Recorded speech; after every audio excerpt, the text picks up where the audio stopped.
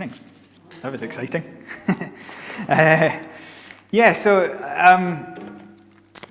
It's good to be here this morning. It's really good to join with you. I always enjoy coming to a church that I've never been to before. It's just such a privilege to be able to see what God is doing amongst his wider family. So a real privilege to be here for me, and thank you for having me this morning.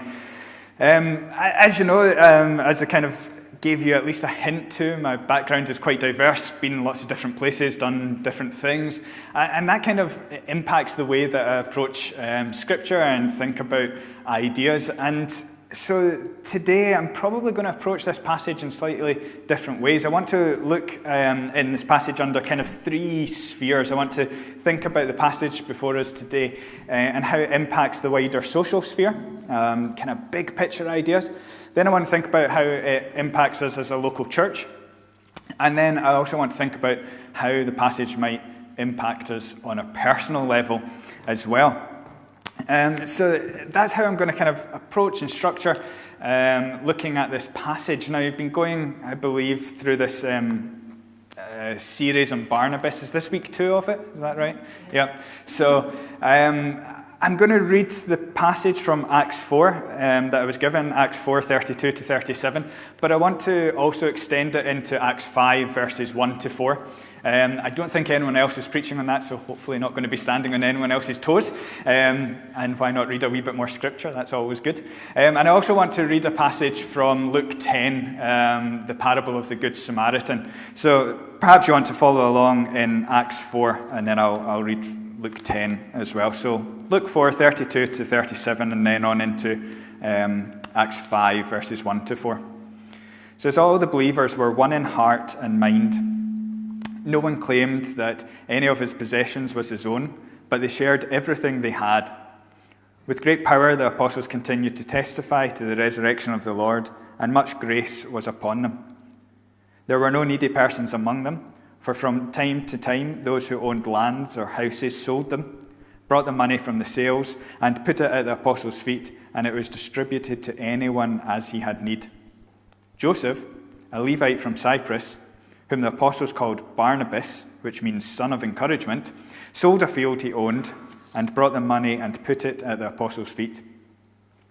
Now a man named Ananias, together with his wife Sapphira, also sold a piece of property.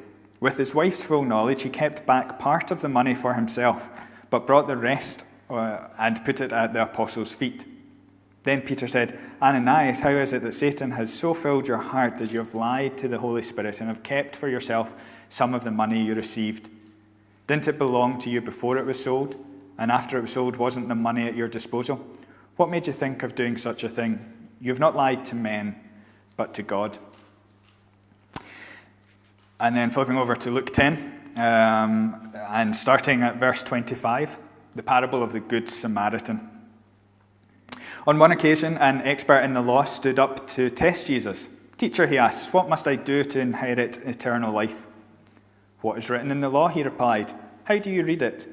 He answered, love the Lord your God with all your heart and with all your soul and with all your strength and with all your mind, and love your neighbor as yourself. You've answered correctly, Jesus replied. Do this and you will live. But he wanted to justify himself, so he asked Jesus, and who is my neighbor? In reply, Jesus said, a man was going down from Jerusalem to Jericho when he fell into the hands of robbers. They stripped him of his clothes, beat him, and went away, leaving him half dead. A priest happened to be going down the same road, and when he saw the man, he passed on by on the other side. So to a Levite, when he came to the place and saw him, passed by on the other side. But a Samaritan, as he travelled, came where the man was, and when he saw him, he took pity on him. He went to him and bandaged his wounds, pouring on oil and wine. And then he put the man on his own donkey and brought him to an inn and took care of him. The next day he took out 2 silver coins and gave them to the innkeeper. Look after him, he said, and when I return I will reimburse you for any expense you may have. Which of these 3 do you think was a neighbor to the man who fell into the hands of the robbers? The expert in the law replied, the one who had mercy on him. Jesus told him, go and do likewise. So some really interesting scripture there, some really big ideas that I'm going to throw out this morning, and hopefully at least some of them will land and give you some things to think about. How I want to kind of think about this passage, as I've said, is in the wider social implications, the local community, and then the personal, the kind of three spheres that I want to look at. And really, what I'm going to start with is telling you what I think the passage isn't saying in these spheres. And then I'll move on to say what I think we might learn from the passage. So I'm going to start with what I think the passages aren't saying, and then I'll introduce some ideas about what I think they are saying. So when it comes to the kind of the larger social sphere, the kind of political sphere that these passages might be applied to, it's quite often used, this passage about Barnabas and holding everything in common, to kind of justify some kind of Christian communism, some kind of way of redistributing wealth from the wealthy to the poor. And it's not hard to see why, when you go from the text here, how you might get that idea. The people were selling their land, selling their own possessions, and redistributing their wealth to the poor. And so some people decide that this passage is kind of trying to tell us that we should support some kind of Christian communism. And I don't think that's really what's going on in the passage. Now, I think it's really a really important conversation that we live in a so-called civilized society where there are vast disparities in wealth. And I think that's almost abhorrent. Well, billionaires are going away and investing in their vanity projects with people who are struggling to put food on their table. And I think that is an important conversation to have. And I think we do need to have the conversation about how we bring some kind of parity within society. But I don't think this passage is actually telling us one way or the other to support either a Christian communism or a kind of Christian capitalism.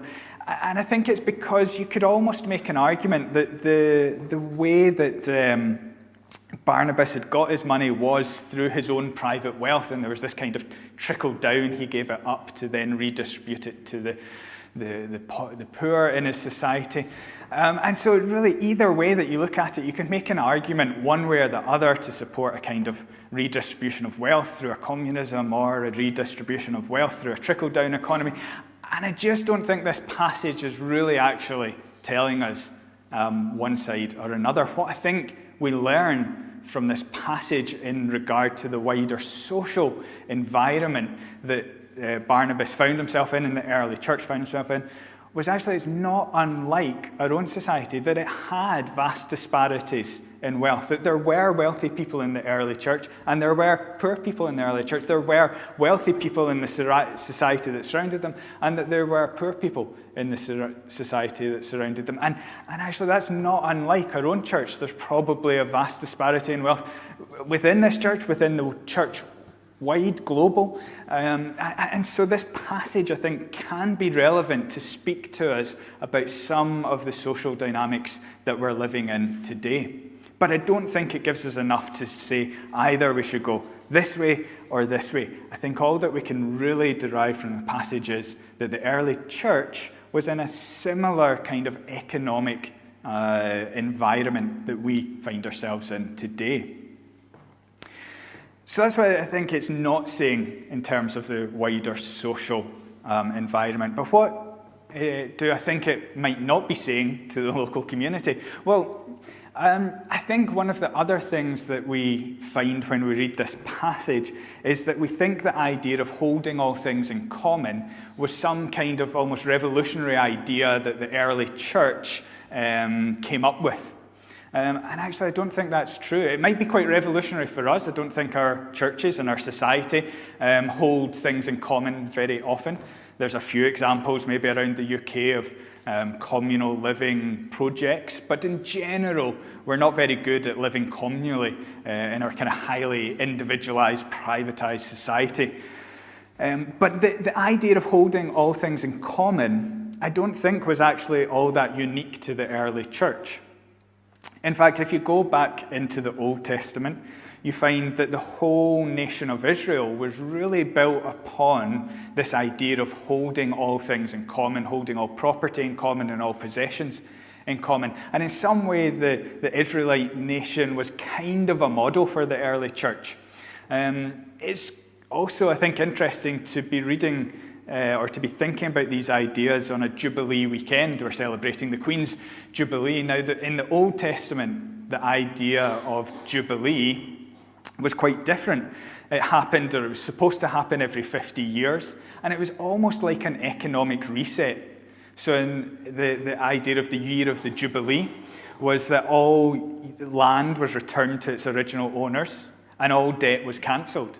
And what it was supposed to do was, in the year of Jubilee, was kind of this economic reset so that these disparities in wealth wouldn't be perpetuated over several generations, that every couple of generations there was a bit of a reset, you got your land back and your debts were released, and therefore everyone was kind of back in a similar starting position. And the logic behind this, the idea behind the year of Jubilee for the nation of Israel, was that everything was God's. That none of the possessions that they had, none of the wealth that they accumulated, none of the success that they had was actually their own. That it all belonged to God. And so every couple of generations it was resetting it to acknowledge everything that we have belongs to God. Therefore, we should redistribute it equally. And so the year of Jubilee was this acknowledgement that the whole land of Israel, all the possessions that they had, were only by virtue of God's grace, and that actually it all belonged to them. And so this was kind of the beginnings of holding all things in common that the early church here were drawing on. And we see it even in the life of Jesus and his disciples. So one of the things we know about Judas was that he held the common purse for the 12 disciples and for Jesus. They seem to also have this idea of holding all things in common. And so it's not that the early church here was kind of coming up with a revolutionary idea of holding all things in common and selling their possessions. They were drawing on a much richer heritage from the nation of Israel. Now, one of the commentators, Ben Witherington, on this passage also suggests that as Acts was written to Theophilus, who was a Greek, that even if you look outside of the kind of religious texts of the days, Theophilus would have understood this language in light of Aristotle's thinking, who was a Greek philosopher. And Aristotle said that what we understand by friendship is holding all things in common and being united in the one mind. Now, that's what Aristotle said, and actually that language is very similar to what we read here when it says all the believers were of one mind and held all things in common. So Theophilus, reading this letter from Acts, would actually be thinking to himself, I know this language from Aristotle, not necessarily from the religious texts, although I think that's what the early church were drawing on, but in terms of how Theophilus would write it, he's saying this is an idea he would already be familiar with. And so I don't think we read this text and think that the early church were being revolutionary in their ideas of holding all things in common. It might be a bit of an unusual idea for us, but for them, this was them drawing on a lot of wider traditions. This was just what they thought was the right thing to do, the good thing to do. I also don't know that this text is necessarily in some ways normative for the church at all time through all generations. And I say that because when you look further on into the book of Acts, as you come towards Acts 11 particularly, the church in Jerusalem that we're talking about here seemed to have given away so much of their money that they didn't have any money left, and started to have to ask the churches in the region around them to give them money. Now, I don't know whether it was because they'd been too generous, if there's such a thing, or over generous, that they'd given all away their money and then suddenly realised, hang on a minute, we don't have anything for ourselves. We are now the ones in poverty, and had to send out their kind of emissaries to then come and collect money from the region around them and bring it back to the church. In Acts 11, it seems to suggest that the region underwent a period of famine, and so the church themselves were hit with hard times, and that might have contributed to their downturn in their economic situation. But I think it's interesting to kind of recognize that pattern, that at one stage here in Acts 4, they were a church that was generous and felt they could give away money. And then later on, they had to be the church that received back. And there's a certain discernment here, I think, about the times where we are churches that can give, and discernment about churches maybe when we can receive. I don't think that this passage is actually a passage that's based upon kind of God's miraculous abundance, like the feeding of the 5,000, where the bread just kept coming and there was no lack. This to me strikes me more kind of akin to the parable of the Good Samaritan, where sometimes we're the one doing the helping and sometimes we're the one being helped. I don't know that this passage really is talking about a sense of if we give away, then God will bless us abundantly. I don't think that that's actually what we read in this passage. The circumstances seem to be more that there's a discernment about, at this time, we're a church that can give, but at another time, we might actually be a church that needs to receive. And I think when it comes to this kind of flow of giving and receiving, there's a discernment about where we're at. What are the things that we are rich in that we can give away? But what are the things that maybe we could do with receiving? And there's a sense that as a church, there's a discernment, I think, here of saying, actually, maybe we need a wee bit of support here. But actually, maybe we could support other churches in this way. And so I think there's this kind of interesting dynamic going on here about churches that are open to receiving, as well as churches recognizing where they're rich and they can give away. And so that's what I think. I don't think the passage is necessarily either revolutionary in introducing this idea of holding all things in common, and I don't think it's necessarily saying we will always be churches that are rich and abundant and be able to give away. We might find ourselves in positions where we're churches that need to receive. And so it brings me to, what does this passage say about on the personal, individual level? And this is where we meet Barnabas. As we read in the passage, the first thing that we learn about Barnabas is that his name wasn't even Barnabas, it was Joseph. And Barnabas was more like a nickname. In the translation we read, Barnabas is translated as son of encouragement. But it seems to be that rather than encouragement, actually the kind of closer translation is something like son of exhortation. It's not really a word that we use that often, though, so encouragement is probably the better word in some senses. But the idea was, it wasn't just that Barnabas was a kind of surface level saying nice things about people, like your hair's nice today or something like that, that kind of encouragement. It was more that he was exhorting people, communicating to people about persevering in faith. The church at this time went through a series of persecutions, and so Barnabas was the one kind of encouraging people to stay in their faith, to stick with their faith. It was a bit deeper than just saying nice things about people. It was exhorting people to persevere in their faith. So that's really kind of what was in the character of Barnabas, and hopefully that either resonates with what you've already heard or will resonate with what comes next. The other thing that we learn, and again it's a bit of an aside, is that he's a Levite. Now this is significant because in the Old Testament, Levites were forbidden from holding private property. They were the priestly class, I guess is the best way to put it. And so the priests were supposed to be supported by the nation of Israel. They were dedicated to being priests and didn't own property, didn't need to have possessions because people would give to them, the nation of Israel would give to them. So whatever's happened in the intervening period, we now have a Levite who owns property, selling it to help the people in his community. There's some kind of strange, almost flip that's happening here. I'm not going to delve too much deeper into that. There's lots that could be unpacked there, but this is why we get the introduction to Barnabas as Joseph, son of encouragement, who was a Levite who owned property. This is why that kind of description is significant, because it's alerting us to this kind of change that's gone on.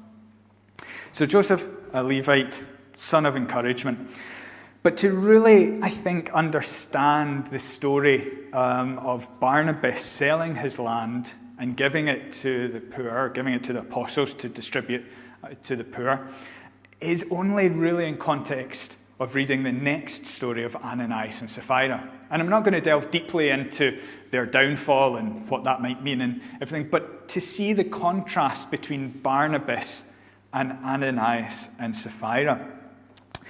I don't think that this passage is really talking about giving, about the value of the gift that was given, or the kind of what type of gift was given, because we're not really told. We don't actually know.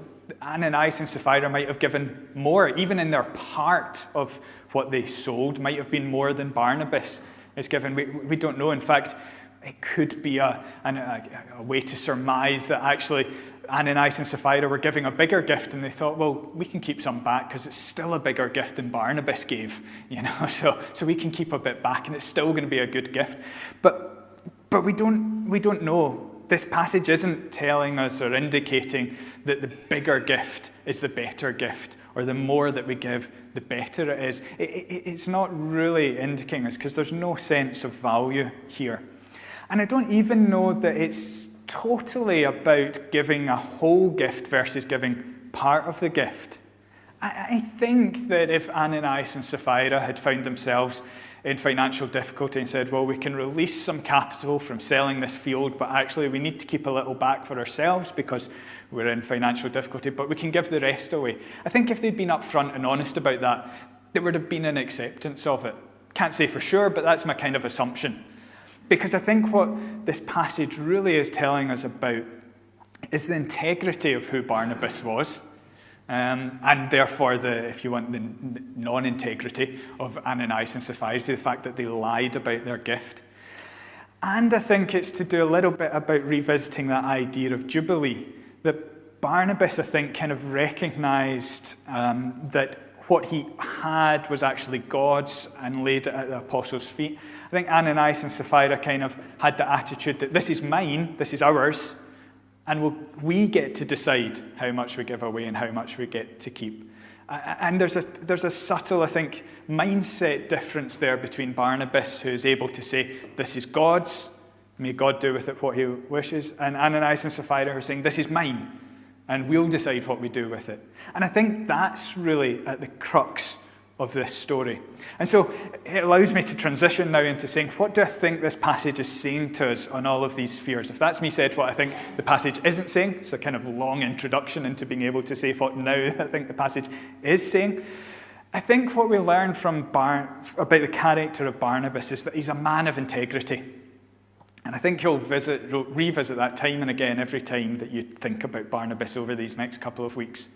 And I think it makes sense, because if Barnabas is the son of encouragement, son of exhortation, encouraging people to persevere in the faith, then he had to be a man of faith himself. He had to have the integrity to walk the talk so that others would also kind of hear his words, see what he's doing, and say, yes, I am encouraged by it. So he had to be a man of integrity in order to be a son of encouragement, or the other way about. Because he was a man of integrity, he could be a son of encouragement.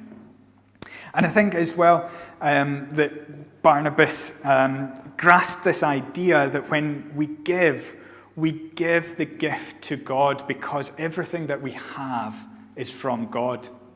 I think Ananias and Sapphira had the idea that they deserved what they had, and they could make the choices that when they gave gifts, they were giving it so that they looked good, perhaps, or because they thought it was a nice thing to do. Whereas I think Barnabas had more of this sense of saying, all of my position, my kind of privilege as being a Levite, as being of the priestly class, my privilege of owning land, this is all because of God. And actually, when I give a gift, I'm giving this offering to God. It's not just doing a nice thing. It's not just so that I look good. But actually, it's a response from the heart of being able to say, this, all that I am, is only because of who God is. And therefore, when I give it as an offering to God. And I think we can learn from that as well, that we kind of need to look at ourselves and say, are we people of integrity? Do we walk the talk? And I think that's a really challenging question just right there. And I think also we have to kind of take a look at ourselves and say, what privilege do we have? What do we own? What do we possess that actually might belong to God? You might sit there and say, but I've worked hard for this. Or you might say, I've worked hard, I deserve this. But when you get the idea that everything that we are, all who we are, is only because of who God is, then we look at the world in quite a different way. The very air that we breathe, the fact that we have life at all, is only because of God's grace. Everything that we are, all who we are, our very existence here today is only because of who God is. So there's no part of us that kind of say, well, this is mine, I deserve this, I've worked hard for this. It's saying all of this is because of who God is. What position of privilege, what position of wealth do I have that I may be able to help others with? What do I think belongs to me but actually might belong to God? And start from that place. And when we really grasp this, when we really kind of reflect on this, I think we start to see the world in quite a different way. So I think that's what it kind of challenges us on a personal level and an individual level, to be people of integrity and to think about our own lives and say, what is it that God has given me that I need to give back to God? What can we learn about the local community then in terms of this passage? What might this passage be challenging us as a church? Well, I think what the whole book of Acts is really trying to do is show us what a church community looks like that is Spirit-filled and Christ-centered. And I use those two phrases very intentionally, Spirit-filled and Christ-centered. Now, today is also Pentecost Sunday, the Sunday that we celebrate the Holy Spirit falling on the church and the early disciples in Acts 2. Now, if you read through that Pentecost episode in Acts 2, then you come to the very kind of end of Acts 2, rounds about verses 40 onwards, and it uses very similar language to what we read today in Acts 4. The believers held all things in common, sold it, they were united in mind, and this was as a response to Pentecost, that it was that after the Spirit came on them, this was the outworking of it. That actually to be a Spirit-filled community is to be a community that holds all things in common, looks after the needy and is united in mind. That's what it is, to be a Spirit-filled community, and this is what the whole of Acts is trying to show us. It's what is it to be a Spirit-filled community and centered on Christ. And I don't think it's that unusual that this is the outworking of the Spirit. If you look in Galatians 5 and the fruit of the Spirit, and there's that kind of long list of 7 or 8 characteristics, right there in the middle is generosity. Sometimes the translations have it as goodness, other translations have it as generosity. But one of the fruit of the Spirit is generosity. So it's no wonder that after Pentecost, after the falling of the Spirit on the early disciples, that one of the very first characteristics of the early church was a church that was generous, because it's the outworking of the Spirit. And if you look in 1 Corinthians 13, and Paul is talking about the gifts of the Spirit, he kind of lists some of the gifts of the Spirit, and then in 1 Corinthians 13 says, you can do all of these things, but if you have not love, they're meaningless. And right in that passage says, you can give all that you have to the needy, but if you have not love, then it is essentially meaningless. And a characteristic of the Spirit is not just about giving away for the sake of giving away, like Ananias and Sapphira, not giving away to look good or giving away because you think it's a nice thing to do, but it's because it's the loving thing to do. And I think Barnabas recognized that. I think Barnabas saw in his community those who were suffering, those who were needy, and said, what is my loving response going to be? Well, I have the wealth, I'm going to give it away. It wasn't about what it might benefit him, it was the loving response. And so what is it to be a Spirit-filled community? What is it post-Pentecost to inhabit the Spirit? Well, it's to be a generous community, and it's to be a loving community. It's no wonder that the early church here in Acts, this is the kinds of things that they did after they received the Spirit. It's kind of very earthy, practical things when they received the Spirit, being generous and giving to those who are in need. That's what it is to be a Spirit-filled community. And I think this is really just continuing on the teaching of Christ. I read the parable of the Good Samaritan as one example of what Christ taught. And I think what's really interesting about the parable of the Good Samaritan is that question, who is my neighbor? And the answer was, well, my neighbor was the one, or the neighbor is the one who helped those who are needy. But the neighbour was also the most unlikeliest, unexpected person to give that help. And so it's this kind of dual combination of saying, well, our neighbour, to be neighbourly is to help those in need. But also as a church, we need to be not only loving, but welcoming and hospitable.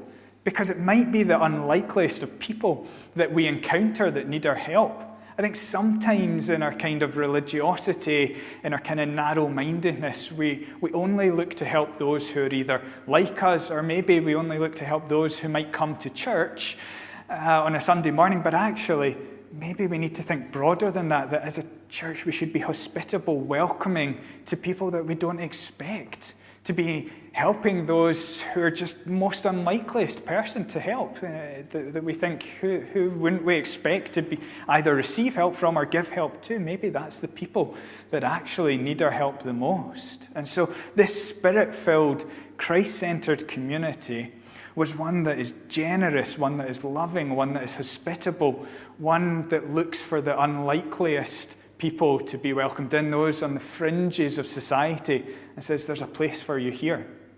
And I think that's what was really revolutionary about this passage. Not so much about holding all things in common, but actually this revolutionary idea that to be loving, generous, hospitable.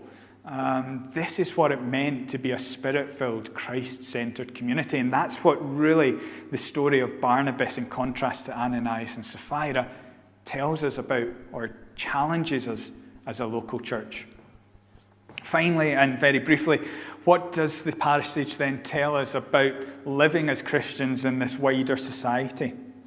And I don't think, as I've said, it tells us about how we should structure society or kind of what politics necessarily that we should adopt as a church. But I think what it does tell us is that the distinctive witness of the church is that we're not people who seek to accumulate things for ourselves. If you look at the world around us, I think there's so much that is driven by accumulation, whether that's of wealth, whether that's of fame, whether that's of followers on Facebook or likes on Twitter or whatever it is. So much about this world is about accumulation, about how can I establish my status by accumulating things to me. Wealth, power, fame, followers, whatever it is. How can I become have the most status? And what this passage tells us through the example of Barnabas is that the Christian is the person who gives away, who kind of rejects that whole idea of accumulation, says the loving thing to do, the generous thing to do, the Spirit-filled thing to do is not to think about accumulation, not to think about how I can increase my status, but sees the needs of the people around them, is aware of the needs of those around him, responds to it, and then does something about it. And that's almost the complete antithesis of this idea of accumulation that we see so often in the world around us. That it's all about what I can do for me. Barnabas shows us the example and flips it completely on his head and says, what are the needs out there? What can I do? What can I give away? And I think by doing that, that is the distinctive witness of us as Christians, us as a church within the wider society, that people will look at that and say, that's different. That's weird. While I'm striving the pressures to gain more and more, you're giving away.